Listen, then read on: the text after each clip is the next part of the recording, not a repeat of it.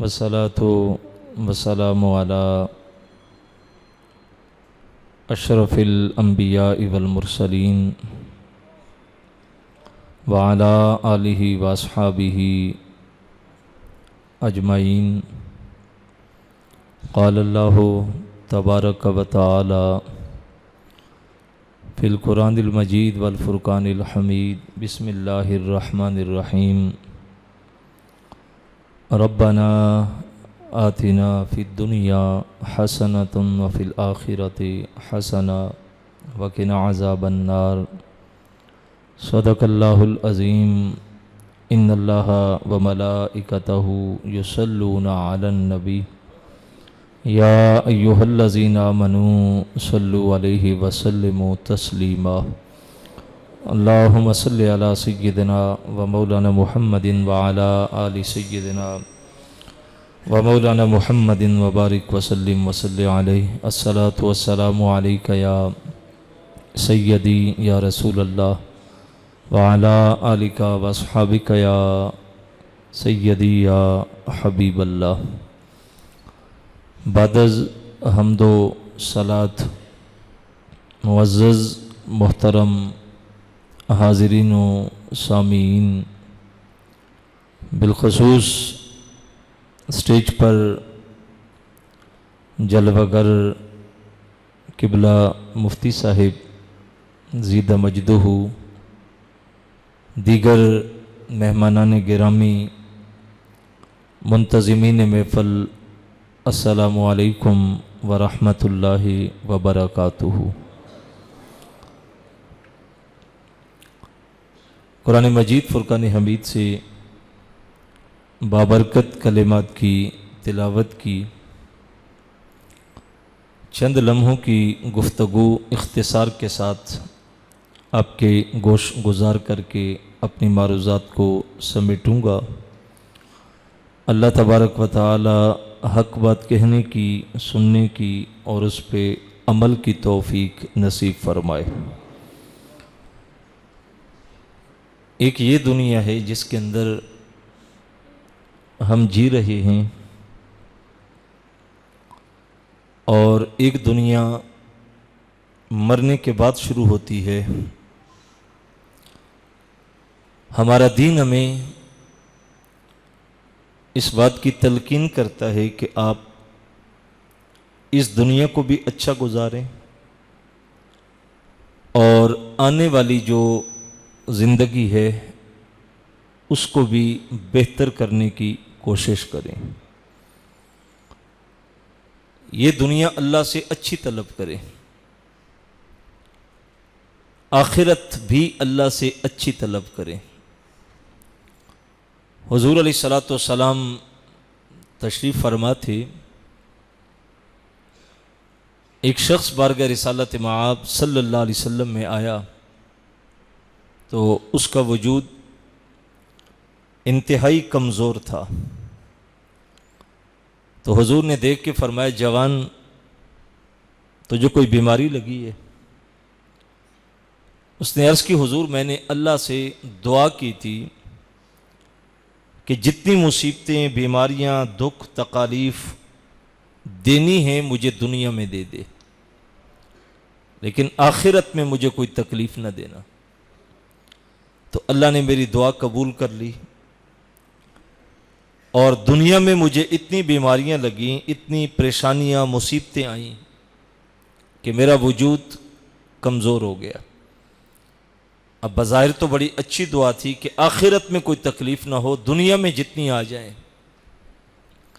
لیکن حضور نے دیکھ کے سن کے فرمایا، تو نے یہ دعا جو کی کہ دنیا میں تکلیفیں دے دے، بیماریاں دے دے، مصیبتیں دے دے، آخرت میں نہ دے، تو نے یہ دعا اللہ سے کیوں نہیں کی کہ اے اللہ یہ دنیا بھی اچھی دے، وہ دنیا بھی اچھی دے. اللہ اس پہ قادر ہے کہ وہ یہ دنیا بھی اچھی دے اور وہ دنیا بھی اچھی دے. یہ لازم تو نہیں کہ ایک اچھی ہوگی تو دوسری نہیں ہوگی.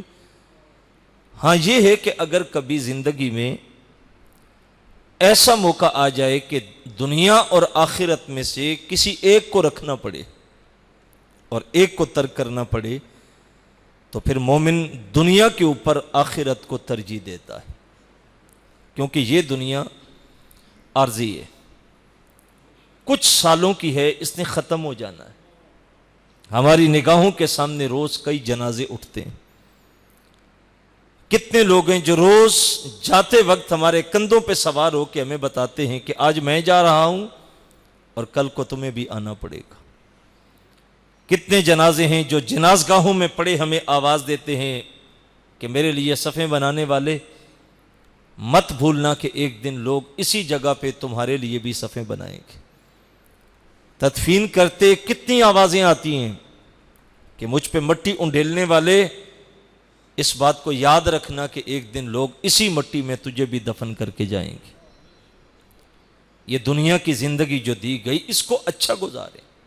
یاد رکھیے گا، اسلام اپنے ماننے والوں کو یہ زندگی اچھی گزارنے کی تلقین کرتا ہے۔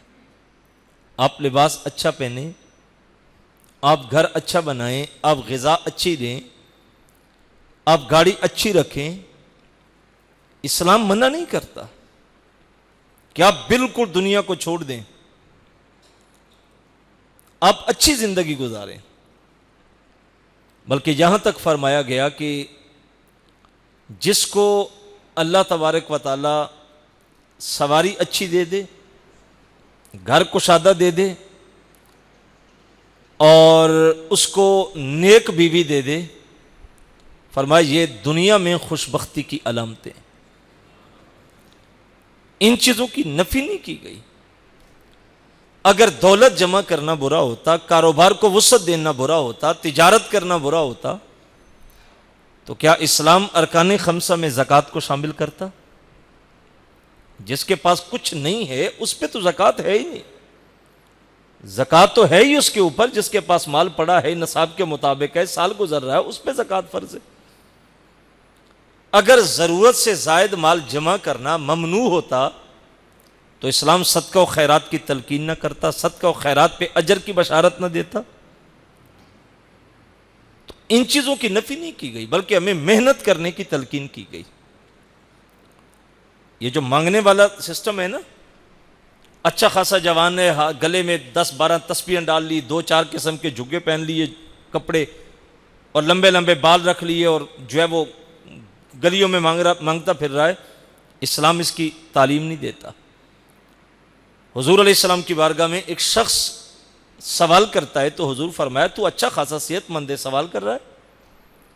اس نے کہا میرے پاس کچھ نہیں ہے۔ فرمایا گھر میں کیا ہے؟ اس نے کہا گھر میں بھی کچھ نہیں، ایک چادر ہے بس جو بڑی ہے۔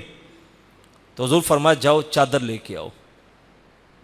چادر لے کے آیا تو حضور نے صحابہ کی طرف دیکھ کے فرمایا کوئی خریدے گا اس کو؟ ایک شخص نے اٹھ کے عرض کی حضور 1 درہم کے اندر اس کو میں خرید دیتا ہوں۔ حضور فرمایا کوئی اس سے زیادہ قیمت دے گا؟ تو ایک اور نے اٹھ کے عرض کی حضور 2 درہم میں دے دیتا ہوں۔ تو حضور نے اس کو چادر دی، 2 درہم پکڑ کے اس مانگنے والے سوال کرنے والے جوان کے ایک ہاتھ پہ 1 درہم رکھا اور دوسرے ہاتھ پہ دوسرا درہم رکھا، اور پھر اس کو بتاتے کہا اس ایک ہاتھ والے درہم سے سامان خرید گھر میں دے اور دوسرے درہم سے جا کے بازار سے ایک کلہاڑا خرید کے لا۔ اس نے جا کے سامان خریدا، گھر والوں کو دیا، دوسرے درہم سے بازار سے کلہاڑا خریدا، اور جب حضور کی بزم میں لے کے آیا تو میرے نبی نے اپنے ہاتھ سے دستہ بنا کے اس کلہاڑے میں لگایا اور جوان کو دے کے کہا جاؤ بازار سے جنگل سے لکڑیاں کاٹو اور ان کو لا کے بیچو، اور فرمایا 15 دن تک مجھے دوبارہ یہاں نظر نہ ہو۔ وہ چلا گیا لکڑیاں کاٹتا بیچتا، جب 15 دن پورے ہوتے ہیں تو حضور کی بارگاہ میں آیا تو اس کے ہاتھ کے اوپر 8 یا 9 درہم تھے۔ عرض کی حضور سامان بھی خرید لیا، کپڑے بھی لے لیے، گھر کا سامان بھی رکھا، پھر بھی درہم بچ گئے۔ تو حضور مسکرا کے فرمایا بتا یہ کام ٹھیک ہے یا وہ ٹھیک تھا جو تو کر رہا تھا؟ تو اسلام محنت کی تلقین کرتا ہے۔ فرمایا جو سچا تاجر ہوگا، امانت دار، قیامت کے دن اللہ اس کو نبیوں کی صفوں میں کھڑا کرے گا۔ وہ تو تجارت کر رہا ہے، وہ تو کاروبار کو فروغ دے رہا ہے، وہ تو دولت جمع کر رہا ہے، اس کو نبیوں کے ساتھ کھڑا کرنے کا مقصد کیا ہے؟ کیونکہ اس نے کاروبار کیا ہے لیکن جو اسلام بتا رہا ہے اس کے مطابق کیا ہے۔ دیانتداری سے کیا، صداقت سے کیا، تو اس کو اللہ قیامت کے دن اجر عطا کرے گا۔ تو دنیا کے اندر محنت کرنا، کمائی کرنا، گھر بنانا، کھانا پینا، پہننا، گاڑی رکھنا، کوئی چیز ممنوع نہیں کرتا اسلام۔ اسلام کہتا ہے عزت سے زندگی گزارو، وقار سے زندگی گزارو، اچھی زندگی گزارو۔ ہاں ایک دنیا ہے جس کی نفی کی گئی، الدنیا جیفۃ و طالبھا کلاب، فرمایا دنیا مردار ہے، اس کے چاہنے والے کتے ہیں۔ کہیں کہا گیا دنیا درم و دینار کے بندوں کے اوپر لعنت ہو۔ علماء کہتے ہیں کون سے لوگ ہیں یہ؟ فرمایا یہ وہ لوگ ہیں جو دنیا میں اتنے مگن ہو جاتے ہیں کہ وہ آخرت کو بھلا دیتے ہیں۔ حلال و حرام کی تمیز ختم ہو گئی، بس دنیا دنیا اور دنیا ہے۔ بزرگ کہتے ہیں دنیا میں ایسے رہو جیسے کشتی پانی میں رہتی ہے، کشتی پانی میں تیرتی ہے، پانی کے اندر رہ رہی ہے لیکن تیر رہی ہے، اس کے اوپر جو بیٹھے وہ بھی حفاظت میں۔ کشتی پانی میں رہے تو کچھ نہیں ہوتا، لیکن پانی کشتی میں آ جائے تو کشتی کو ڈبو دیتا ہے۔ فرمایا تم دنیا میں رہو، کاروبار کرو، تجارت کرو، بیوی بچے پالو، گھر باہر کرو، نیکیاں کماؤ، صدقہ و خیرات کرو، لیکن جب دنیا تمہارے اندر اتر جائے گی اور دنیا دنیا اور دنیا ہی سب کچھ ہو جائے گا، آخرت بھول جائے گی، حلال ہے حرام ہے اس کی تمیز ختم ہو جائے گی۔ فرمایا یہ وہ دنیا ہے جسے کہا گیا الدنیا جیفۃ و طالبھا کلاب، دنیا مردار ہے اور اس کے چاہنے والے کتے۔ تو دنیا میں رہیں، دنیا کمائیں، دنیا سے تعلق جوڑیں، لیکن اس قدر نہ ہو کہ بندہ آخرت کو بھول جائے۔ تو مومن دنیا بھی اچھی گزارتا ہے اور آخرت کو بھی اچھا کرتا ہے۔ بندہ دنیا کو اچھا کرتے کرتے آخرت کو بھول جائے، اس سے یہ تصور ہی ختم ہو جائے کہ ایک دن موت کا جھٹکا لگے گا اور یہ سب کچھ رہ جائے گا اور میں نے یک تنہا قبر کی گہرائیوں میں اترنا ہے۔ حضور غوث اعظم عبد القادر جیلانی رضی اللہ تعالی عنہ 11ویں والے پیر فرماتے ہیں بندے مکان تو بنا رہا ہے، بسیں گے اور قیامت کے دن ایک ایک اینٹ کا حساب تجھے چکانا پڑے گا۔ تو نے تو عالی شان عمارت کھڑی کر دی، تجھے موت آ گئی تو دنیا سے رخصت ہو گیا، آنے والی نسلیں اس میں اچھائی کریں یا برائی کریں، لیکن یہ بات ذہن میں رکھ کے قیامت کے دن بنانے میں ایک ایک اینٹ کا حساب تجھے چکانا پڑے گا۔ یہ حلال سے تھا یا حرام سے تھا، کسی کا حق غصب کیا تھا، کسی کا گریبان نوچا تھا، کسی کو دھوکہ دیا تھا، فراڈ کیا تھا، یا کہ محنت کر کے کمایا تھا، یہ حساب قیامت کے دن تجھے چکانا پڑے گا۔ صاحب تھوڑی سی زندگی ہے اور اس نے بڑی تیزی کے ساتھ کٹ جانا ہے، تو ہمیں اپنی زندگی کو بار بار اپنے آپ کو پرکھنا ہے۔ ہم جو کچھ کر رہے ہیں کہیں فراڈ دھوکہ تو نہیں کر رہے؟ دیکھیں اسلام نے یہ تصور دیا ماننے والوں کو، امام ابو الحسن شاذلی رحمت اللہ تعالی علیہ بزرگ ہیں، فرماتے ہیں دو چیزیں اپنے اندر یقین کی حد تک داخل کر لو، ساری زندگی تمہیں پریشانی نہیں آئے گی، نہ بھی پاس کچھ ہوگا پھر بھی پریشان نہیں ہوگی، لیکن دو چیزیں یقین کی حد تک اندر اتار لو۔ فرمایا ایک تو یہ یقین رکھو کہ جو تمہارے مقدر کا رزق ہے وہ اللہ تمہیں ہی دے گا، یہ یقین رکھ لے کہ جو میرے مقدر کا ہے وہ مجھے ملے گا۔ تو پھر آپ کے ساتھ اگر کوئی دوسرا بھی آ کے دکان ڈال لے گا، جو میٹیریل آپ کے پاس ہے وہ اس نے رکھ لیا، تو آپ کو پریشانی نہیں ہوگی۔ آپ میں حسد، بغض، کینہ، اور آپ مارکیٹ والوں کو یہ نہیں کہیں گے کہ یار اس کو کوشش کرو کہ بھاگ جائے، آپ کو یقین ہوگا کہ اس کا مقدر اللہ اس کو دے گا، میرا مقدر اللہ مجھے دے گا، آپ کو کوئی پریشانی نہیں ہوگی۔ یہ یقین اندر اتر جائے گا تو جب اذان کی آواز کانوں میں گونجے گی تو آپ فوراً دکان کو بند کر کے اللہ کے حضور سجدے کے لیے آئیں گے۔ آپ کو یہ فکر نہیں ہوگی کہ ابھی تو مارکیٹ میں رش لگا ہوا ہے تو گاہک تو ساتھ والی دکان پہ چلے جائیں گے تو مجھے کیا بچے گا۔ یہ تصور ختم ہو جائے گا آپ آ کے آرام سے نماز پڑھیں گے، سجدہ کریں گے، اور آپ اس یقین سے جائیں گے کہ واپس جاؤں گا تو اللہ میرے مقدر کا رزق پھر میرے پاس بھیج دے گا۔ جب آپ کو یہ یقین ہو جائے کہ جو میرا مقدر ہے وہ اللہ مجھے ہی دے گا، کسی اور کو میرا مقدر نہیں ملے گا۔ لیکن آپ نماز پڑھنے آئے ہیں، آپ کو کس نے کہا نماز کے لیے آئیں؟ کس کا حکم ہے؟ اللہ کا۔ حی علی الصلاۃ، حی علی الفلاح۔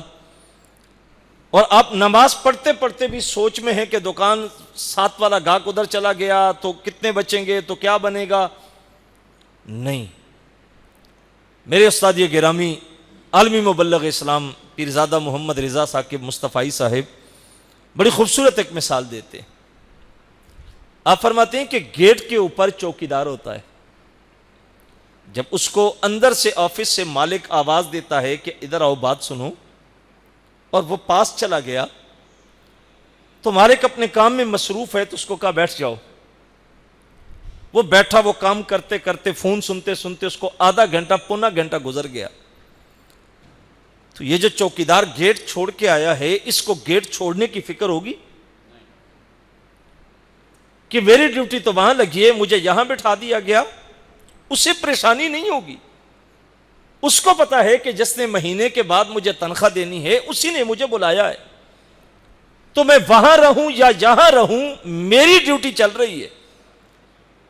جس رب نے دکان پہ بٹھایا تھا کہ محنت کر کے رزق کمانا ہے، اسی نے کہا ہے کہ اس کو چھوڑ اور اب میری بارگاہ میں آ کے یہاں سجدہ کر۔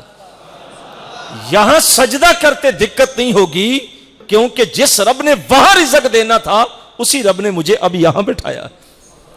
لہٰذا میں جتنی دیر یہاں رہوں گا، واپس جاؤں گا، میرے مقدر کا گاہک وہ میری دکان پہ پھر بھیج دے گا۔ تو یہ یقین پیدا کر کے جو میرے مقدر کا رزق ہے وہ اللہ مجھے ہی دے گا۔ فرمایا دوسرا یقین یہ پیدا کر کہ جو کسی کا مقدر ہے وہ تجھے نہیں ملے گا۔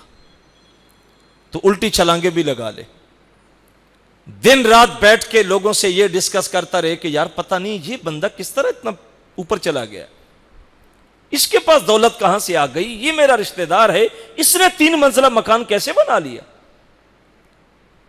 لوگ مثال دے کے کہتے ہیں جی دیکھیں حلال میں تو آج کل گھر بھی نہیں چلتا۔ او بھائی تمہیں کس نے کہا حلال میں گھر نہیں چلتا؟ اللہ نے جتنی برکت حلال میں رکھی ہے وہ کسی اور چیز میں نہیں ہے۔ اور یہ تصور دینا کہ جی حلال کمائیں تو گھر بھی نہیں چلتا، اور یہ اتنی بڑی عمارت اس نے بنا لی، اتنا اس نے لمبی گاڑی لے لی، کہاں سے آیا؟ اگر اس نے غلط بھی لیا ہے، غلط بھی کمایا ہے، تو کیا قیامت کے دن اس کا سوال تجھ سے ہوگا؟ اگر اس نے غلط بھی کیا ہے تو جواب دہ وہ ہوگا، اور یہاں پہ فری کی ٹینشن تو نے لے رکھی ہے۔ اس کا جواب تجھ سے نہیں ہوگا، آپ کا جواب مجھ سے نہیں ہوگا، میرا جواب آپ سے نہیں ہوگا۔ تو مجھے آپ کے بارے میں پریشان ہونے کی ضرورت نہیں ہے، آپ کو میرے بارے میں پریشان ہونے کی ضرورت نہیں ہے کہ اس کو مکان کیسے مل گیا، اس کا کاروبار کیسے پھیل گیا، اس کے پاس دولت کہاں سے آئی۔ آپ ساری زندگی بھی کڑتے رہیں گے تو ہوگا وہی جو رب چاہے گا۔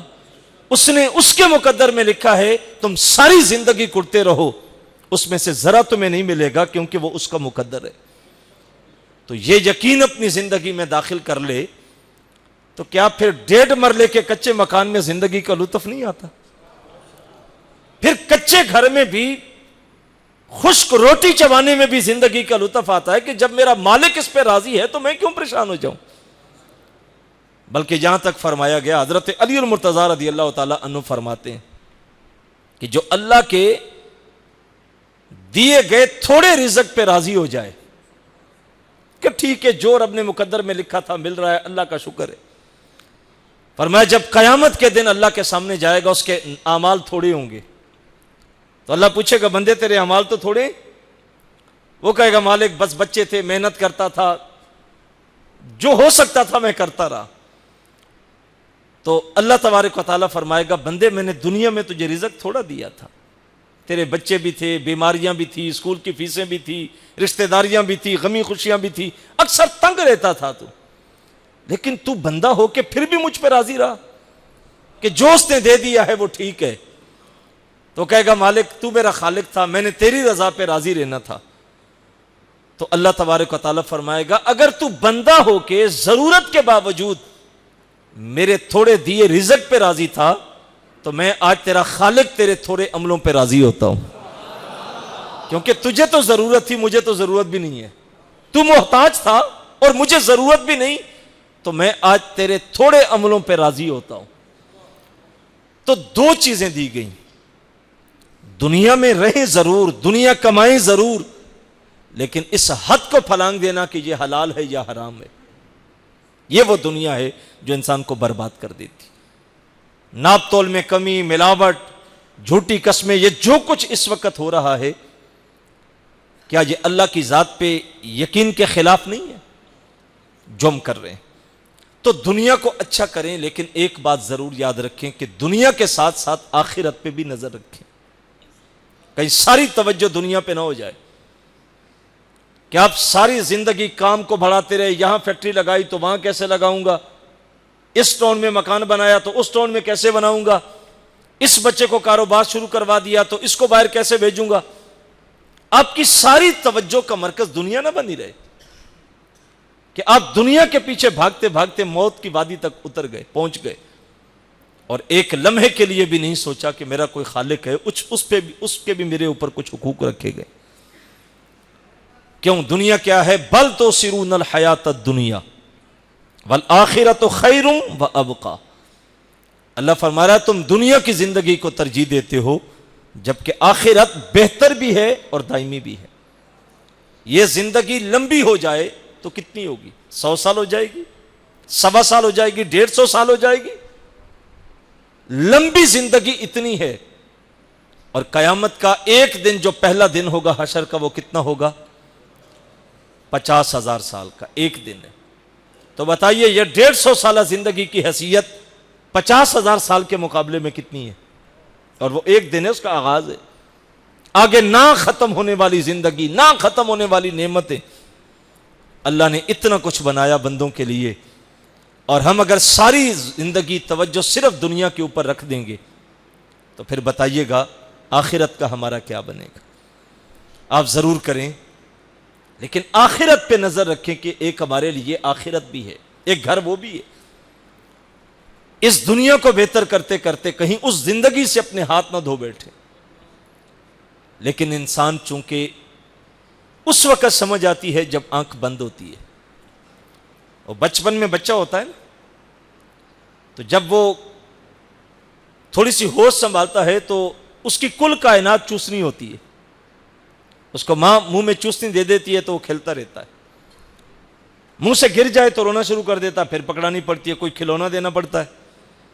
لیکن جب وہ چلنے کے قابل ہوتا ہے، دوڑنے کے قابل ہوتا ہے، اب وہ کہتا ہے مجھے سائیکل دے دو، اب اس کو چوسنی اور کھلونا دے دو تو وہ کہتا ہے یہ کیا دے رہے ہو؟ اسے کہا جائے کہ اس کھلونے کے ساتھ تو سارا دن کھیلا کرتا تھا، تو وہ کہتا مجھے اس وقت ہوش نہیں تھی، سمجھ نہیں تھی، اب سائیکل دے دو، سارا دن گلیوں میں بھاگے گا، چلائے گا، تھوڑا سا اگلے قدم رکھا، چند سال گزرے تو اب وہ کہتا مجھے بیٹ گیند دے دو۔ اب اس سے کہو کہ جناب یہ چھوٹا سا سائیکل لے لو، چلاؤ، وہ کہتا ہے اس کو میں نے کیا کرنا ہے؟ اسے کہو 2 سال 4 سال پہلے کی کہانی ہے، سارا دن اس پہ کھیلا کرتا تھا، تو کہتا مجھے اس وقت ہوش نہیں تھی۔ اب کرکٹ میں لگا، دوپہر کو کڑکتی دھوپ کو کھیلتا، پسینہ ہے، گرد ہے، لیکن جب جوانی میں پہنچا تو اب پھر انداز بدلا۔ اب وہ کہتا کہ مجھے اچھا لباس لے کے دو، کلر میں یہ پہنتا ہوں، یہ نہیں پہنتا، لباس میں وہاں سے خریدتا ہوں، سلائی میں وہاں سے کرواتا ہوں، کٹنگ میں وہاں سے کرواتا ہوں۔ اگر کبھی ماں بہن کوئی اور لباس لے آئے تو وہ بگڑ کے کہتا واپس کر کے آؤ، یہ کلر میں نہیں پہنتا۔ اب اس کو کہو کہ جناب آپ ذرا یہ بیٹ گیند پکڑے نہ، باہر آئیں، کڑکتی دوپہر ہے، وہ کہتا پاگل ہوں میں، اتنی دھوپ میں جاؤں؟ اس کو کہیں چند سال پہلے کی کہانی ہے، سارا دن دھوپ میں کھیلا کرتا تھا، کہتا مجھے اس وقت سمجھ نہیں تھی۔ اب کپڑا ہے، جوتا ہے، کلر ہے، ڈیزائن ہے، میچنگ ہے، لیکن جب شادی ہو گئی، بچے ہو گئے، پھر انداز بدلا۔ وہ کہتا فضول چیزیں ہیں یار، کوئی بچت ہونی چاہیے، کوئی گھر بنا لیں، کوئی مکان خرید لیں، کوئی پیسہ جمع کر لیں۔ اب بچیاں جوان ہو کے کہتی ہیں ابا جی کون سا کلر پہنو گے؟ کہتا پتر جو مرضی لے آئیں۔ ابا جی سلائی کہاں سے کروانی ہے؟ پتر جہاں سے مرضی کروا دے۔ اب اس کو بتاؤ کہ پہلے تو آپ کلر چینج کرنے کے لیے بھی کئی بار بازار جانا پڑتا تھا، کہتا وہ دور تھا، سمجھ نہیں تھی اس وقت۔ جب ایک انداز سے اگلی دنیا میں قدم رکھا جاتا ہے، پھر پچھلے کی حقیقت کھلتی ہے کہ وہ کچھ نہیں ہے۔ جو اس دنیا کو سب کچھ سمجھتا رہا، جب اس کی یہ آنکھ بند ہو کے قبر میں اترتا ہے، پھر وہ کہتا ہے پچھلی زندگی تو دھوکہ تھا، کچھ بھی نہیں تھا، اصل تو یہ ہے۔ لیکن اگر کچھ کیا ہوگا تو زندگی میں فائدہ ہوتا ہے، کچھ نہ کیا ہو تو پھر ماں سوائے پچھتاوے کے کچھ ہاتھ نہیں آتا۔ جانا تو پڑے گا میرے بھائی، 1000 سال بھی زندگی ملے گی تو انجام کیا ہوگا؟ بالآخر موت ہی ہوگا۔ کتنے خوش قسمت لوگ ہیں جو ایک ایک لمحہ اپنی قبر کے لیے سوچتے رہتے۔ وہ ایک بزرگ تھے، جنازے کے ساتھ گئے نا، جنازہ پڑھ کے تدفین کی، مٹی ڈالی، پھولوں کی پتیاں، پانی کا چھڑکاؤ، دعا۔ جب لوگ واپس پلٹنے لگے تو بابا جی بول کے کہنے لگے، یار ایک بات سنو گے نہیں میری؟ اچھا زمانہ تھا، لوگ بڑوں کی عزت کرتے تھے۔ لوگ واپس آ کے کھڑے ہو گئے، بابا جی بول کے کہنے لگے، پتر جس کو ہم نے قبر میں دفن کیا ہے، اگر اللہ اس کو ہمارے ساتھ دوبارہ واپس بھیج دے، یہ دوبارہ زندہ ہو جائے، اٹھ جائے، ہمارے ساتھ واپس جائے، تو بتاؤ جا کے کیا کرے گا؟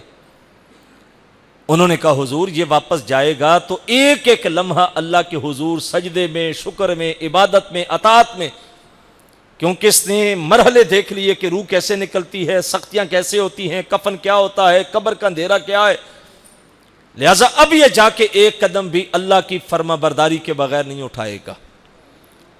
بابا جی کہنے لگے ہمارے ساتھ جائے گا؟ انہوں نے کہا حضور یہ جا نہیں سکتا۔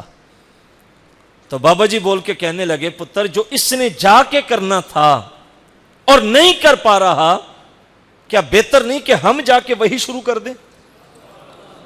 اس سے پہلے کہ کل کو ہمارے اوپر وہ دن آئے کہ ہم نہ جا سکیں اور لوگ جائیں اور ہمیں یہاں چھوڑ کے چلے جائیں، فرمایا بہتر نہیں ہے کہ ہم ابھی سے جا کے وہ کام شروع کر دیں۔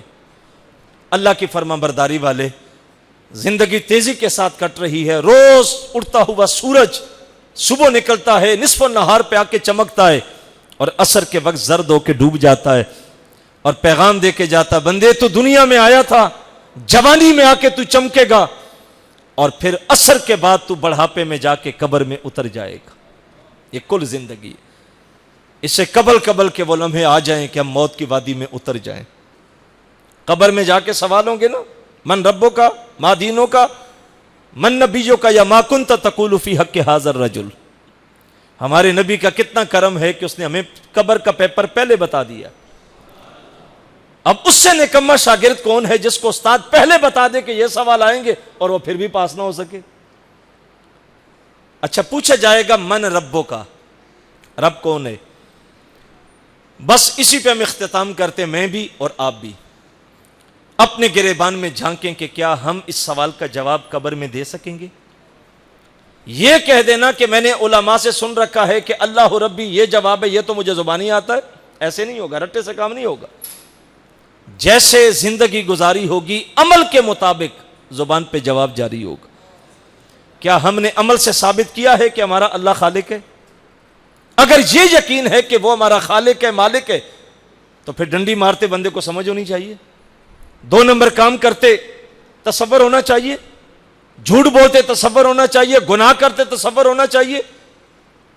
جب دیوار رکھتے وقت 2 انچ ہمسائے کی دبا لیتے ہیں تو یہ تصور پختہ ہونا چاہیے کہ وہ مجھے دیکھ رہا ہے، کوئی نہیں دیکھ رہا لیکن وہ دیکھ رہا ہے۔ کیا سارے گناہ وہاں دم نہیں توڑ دیتے؟ قرآن کہتا ہے نا کہ یوسف کو زلیخا کوٹلیوں میں لے گئی اور 7 دروازے بند کر کے 7ویں کوٹلی میں جا کے بت پہ کپڑا ڈال کے زلیخا نے کہا یوسف اب تو میری خواہش کو پورا کر، اب تو میرا معبود بھی چھپ گیا۔ یوسف نے کہا تیرا چھپ گیا، جس کو میں مانتا ہوں وہ بند کوٹلیوں میں دیکھ رہا ہے۔ یہ تصور ہی ہوتا ہے جو انسان کو گناہوں سے بچاتا ہے۔ اچھا پھر ہمارا معاشرہ کیا کہتا ہے؟ لوگ کہتے ہیں بس جی کیا کریں، پھر مارکیٹ ہے، بازار ہے، دنیا ہے، کرنا پڑتا ہے، جھوٹ کے بغیر کاروبار چلتا ہی نہیں، ناپ تول میں کمی نہ کریں تو بچے کھائیں کیا؟ بچنا چاہیں بھی تو نہیں بچ سکتے، ہمارا یہ بہانہ ہوتا ہے۔ قرآن یوسف علیہ السلام کا ذکر کر کے کہتا ہے یوسف تالے لگے ہوئے دیکھ کے آیا اور زلیخا پیچھے ہے اور یوسف بند دروازوں کی طرف دوڑ پڑا اور دروازے پہ پہنچتے ہیں تو تالا ٹوٹ کے گرتا ہے, دروازہ کھل جاتا ہے. رب کہتا ہے یہ رونے نہ رو کہ حالات ایسے ہیں, مارکیٹ ایسی ہے, ماحول ایسا ہے, دنیا ہے, چلتا ہے, کرنا پڑتا ہے. اللہ کہتا ہے قدم تو باہر نکلنے کے لیے لگاؤ نا, بند دروازے نہ کھول دوں تو بات کرنا. لیکن ہم خود گناہ چھوڑنا نہیں چاہتے, ہم خود نکلنا نہیں چاہتے. بہانے کیا بناتے ہیں, وہ جی مارکیٹ ایسے چلتی ہے, بس کاروبار ہے, کرنا پڑتا ہے, اس کے بغیر بچتا کچھ نہیں, کاروبار نہیں چلتا. یہ ہمارے بہانے ہوتے ہیں جو ہم بناتے ہیں. صاحب اللہ کے ساتھ تعلق کیسا ہے یہ پوچھا جائے گا. ایک رشتہ ہو کہیں دور, بیٹی کا, بیٹے کا, کاروبار, دکان بند ہوتی ہے. صاحب کہاں گئے تھے, کہتے ہیں جنازہ پڑھنے گیا تھا. جنازہ فرض کفایہ ہے, نماز فرض عین ہے. جنازہ پڑھنے تو دکان بند ہو گئی, فرض نماز کے لیے دکان بند کیوں نہیں ہوتی؟ وہاں اس لیے گیا کہ نہ جاؤں تو ناراضگی پڑے گی. کبھی اذان کے بعد سوچا ہے رب سے بھی کوئی رشتہ ہے؟ اللہ خود گنتی کروا رہا ہے نا, یا ایھا الانسان ما غرک بربک الکریم الذی خلقک فسواک فعدلک فی ای صورۃ ما شاء رکبک. اللہ کہتا بندے تو گن نا, میرے تیرے رشتے کتنے میں گنواتا ہوں تجھے. بتا تجھے تخلیق کس نے کیا؟ آج تو شیشے کے سامنے کھڑا ہو کے اپنی صورت دیکھ کے نکلتا ہے تو مٹک مٹک کے چلتا ہے کہ میرے جیسا جوان برادری میں کون ہے, محلے میں کون ہے. اللہ کہتا ہے ذرا غور کرنا, ایک ٹانگ تیری چھوٹی کر دیتا, ایک لمبی کر دیتا, بتا تو کیسا لگتا؟ ایک ہاتھ تیرا لمبا ہوتا, دوسرا ہاتھ 2 انچ چھوٹا ہوتا, ذرا سوچنا کیسا لگتا؟ ایک آنکھ موٹی ہوتی, دوسری آنکھ بالکل سوئی کے نکے کی طرح باریک ہوتی, بتا ذرا تو کیسا لگتا؟ یہ کس نے تجھے تخلیق کیا؟ دنیا کے رشتے تجھے یاد ہیں اور جو اصل تیرا رشتہ ہے خالق کے ساتھ اس کو تو بھول گئے. پھر پوچھا جائے گا ماں دینوں کا تیرا دین کیا ہے؟ اگر تو زندگی میں دین داخل ہے تو پھر تو زبان پہ آئے گا کہ دینی الاسلام, میرا دین اسلام ہے. اور اگر نہیں ہوگا تو پھر زبان پہ جملہ جاری نہیں ہوگا. دین تو ہمارے پاس آیا تھا, دروازوں پہ دستک دی تھی دین نے, ہمیں دین نے کہا تھا کہ میں تمہارے دروازے پہ آیا ہوں. پوچھا کون؟ کہا اسلام. اندر آ جاؤں؟ کہا نہیں اندر نہیں آنا, میرے گھر میں بیٹوں کی شادیاں ہیں, یہاں تو رات کو ڈھول کی بجتی ہے, یہاں تو ناچ گانا ہوتا ہے, یہاں تو مرد و زن کا اختلاط ہوتا ہے, یہاں تو چھت پہ منڈے نہیں مانتے, شراب بھی چلتی ہے. تو اندر آئے گا تو سارا کچھ بدلنا پڑے گا. دین نے کہا سوچ, میں وہی دین ہوں جس کے لیے مصطفیٰ نے طائف میں پتھر کھائے تھے اور تمہارے تک مجھے پہنچایا تھا, میں اندر آ جاؤں؟ ہم نے کہا نہیں نہیں, یہاں تو صبح 10 بجے تک سونا ہوتا ہے, تو اندر آ گیا تو سحری کے وقت اٹھنا پڑے گا, بچوں کو اٹھانا پڑے گا, جو قرآن غلاف میں لپٹا ہوا پڑا ہے صبح اس کو بھی کھول کے پڑھنا پڑے گا. تیرے آنے سے تو میری ساری زندگی بدل جائے گی, میں تو نہیں کر سکتا. اس نے 7 والے دروازے پہ جا کے دستک دی, میں اندر آ جاؤں؟ پوچھا کون؟ کہا اسلام. کہا اندر نہیں آنا, یہاں تو رات 2 بجے تک گانے چلتے ہیں, فلمیں چلتی ہیں, تو آ گیا تو سب کچھ بدلنا پڑے گا. میرا مارکیٹ ہے, میرا کاروبار ہے, وہاں جھوٹ بھی چلتا ہے, ناپ تول میں کمی بھی ہوتی ہے, ملاوٹ بھی ہوتی ہے. تو آ جائے گا تو سب کچھ چھوڑنا پڑے گا. اس نے کہا یار کیسے مسلمان ہو, ربیع الاول کا مہینہ ہے تو سب سے بڑا جھنڈا تمہاری چھت پہ ہوتا ہے, محرم کے دن آ جائیں تو سبیلیں تم لگاتے ہو, جلوس سارا دن گلیوں میں تم نکالتے ہو, سنا ہے کہ تم عاشق رسول بھی ہو, تم صدارتیں بھی کرتے ہو, سنا ہے تم فنڈ کر کے سالانہ محفل نعت بھی بڑی کرواتے ہو, اور آج میں تمہارے دروازے پہ آیا تو کہہ رہے ہو اندر نہیں آنا. تم نہیں جانتے ہو مجھے حسین نے کربلا سے بچا کے بھیجا ہے, سارا گھر میرے لیے قربان کیا تھا اور مجھے بچا کے بھیجا, اور تم پھر بھی کہہ رہے ہو کہ اندر نہیں آنا. ہم نے کہا نہیں نہیں, تیری ساری دلیلیں ٹھیک ہیں, لیکن تو آئے گا تو مجھے سب کچھ بدلنا پڑے گا, میں نہیں بدل سکتا. اگر تو زندگی میں صرف برائے نام اسلام ہے اور عمل میں کچھ بھی نہیں, تو پھر سوچ لیجئے گا میں بھی اور آپ بھی کہ قبر میں پوچھا جائے گا تو زبان پہ تالا لگ جائے گا. آج وقت ہے اپنی زندگی کو ہم بدلیں. مائیں بہنیں بھی سن رہی ہیں اور آپ احباب بھی سن رہے. ادارت المصطفیٰ کا یہی پیغام ہے, گلی گلی نگر نگر آؤ اپنی زندگی کو بدلو. یاد رکھیے گا کچھ ضابطے وہ ہیں محبت کے جو ہم نے از خود سے بنا رکھے, ان کا دین سے واسطہ نہیں. جیسے محفلوں میں آپ جاتے ہیں, ہم جاتے ہیں, خطیب نعت خان نقیب کہتے ہیں جی زور سے کہو سبحان اللہ, مدینے میں جانا ہے تو ہاتھ کھڑا کر لیں، جس نے حضور سے محبت ہے اور جنت میں جانا ہے وہ سینے سے آواز نکال کے کہیں سبحان اللہ۔ آپ مجھے یہ بتائیے گا کہ کبھی ہاتھ کھڑا کرنے پہ بھی جنت ملتی ہے؟ ام حسبتم ان تدخلوا الجنہ، اللہ کہتا گمان کرتے ہو کہ یوں ہی جنت میں چلے جاؤ گے؟ محفل شروع ہوئی تو اعلان ہوا کہ جناب نماز ہو چکی ہے، محفل شروع ہو رہی ہے، مسجد میں آ جاؤ۔ کتنے شرم کی بات ہوتی ہے، مسلمان آبادی ہے اور اعلان کر رہا ہے بندہ کہ نماز پڑھ چکے ہیں، محفل شروع ہو رہی ہے، اب مسجد میں آ جاؤ۔ کیا ان کو کہا جا رہا ہے جن پہ نماز فرض نہیں تھی؟ کتنی شرم کی بات ہوتی ہے محلے کے لیے۔ مطلب یہ کہ نماز کے ٹائم نہیں آئے، محفل کے لیے آ جاؤ، یہ کون سا دین ہے؟ تو ہم ذرا اپنے اندر جھانکیں، ایسے نہیں ہوتا۔ عشاء بھی نہیں پڑھی، آگے فجر بھی نہیں پڑھنی، اور محفل میں بیٹھ کے کہا زور سے سبحان اللہ کہو تو جنت میں چلے جاؤ گے۔ کیسے جاؤ گے؟ ہاتھ کھڑا کرو تو مدینے پہنچ جاؤ گے، جہاز باہر لگا ہوا ہے کہ آپ نے ہاتھ کھڑا کیا اور بیٹھے اور اڑ گیا؟ ایسے نہیں ہوتا۔ یہ وہ باتیں جو ہم نے از خود سے پیمانے بنا لی ہیں۔ میرے اور آپ کے آقا مولا صلی اللہ علیہ وسلم فرماتے ہیں، آخری بات ہے، حضور کی بارگاہ میں حضرت عبداللہ بن رواحہ حاضر ہوتے ہیں۔ میرے نبی نے کچھ لوگ ان کو دیکھ کے فرمایا، عبداللہ بن رواحہ صبح نماز فجر پڑھ کے ان کو لے جانا فلاں محاذ پہ۔ صبح ہوئی تو جمعے کا دن تھا، عبداللہ بن رواحہ نے لوگوں کو جمع کر کے نماز فجر پڑھ کے کہا تم جاؤ اور میں جمعہ پڑھ کے حضور کے پیچھے زیارت کروں گا، بات سنوں گا، ملاقات کروں گا، اور تیز رفتار سواری پہ بیٹھ کے میں پہنچ جاؤں گا۔ وہ چلے گئے، عبداللہ بن رواحہ رہ گئے۔ میرے حضور خطبہ جمعہ دینے آئے تو سامنے عبداللہ بن رواحہ بیٹھا ہے۔ نماز جمعہ ختم ہوئی، ملاقات کی تو حضور فرمایا تو گیا نہیں؟ عرض کی حضور میرے پاس تیز رفتار سواری تھی تو میں نے کہا جمعہ پڑھ لوں گا، سعادت ملے گی، زیارت کروں گا، بات سنوں گا، پہنچ جاؤں گا۔ اب ان کو بھیجنے کا حکم حضور کا تھا، اور جمعے میں رہ کے زیارت کرنا، دیدات کرنا، یہ ان کا اپنا ذوق تھا۔ جب وہ چلے گئے، وہ پیچھے رہ گئے، حضور فرمایا جتنی مرضی تیز رفتاری سے جائے، جو اجر اللہ ان کو عطا کرے گا وہ تجھے نہیں ملے گا۔ بس یہاں سے سمجھ لیں کہ مزاج دین کیا ہے، شریعت کا مزاج کیا اور ضابطے کیا ہے۔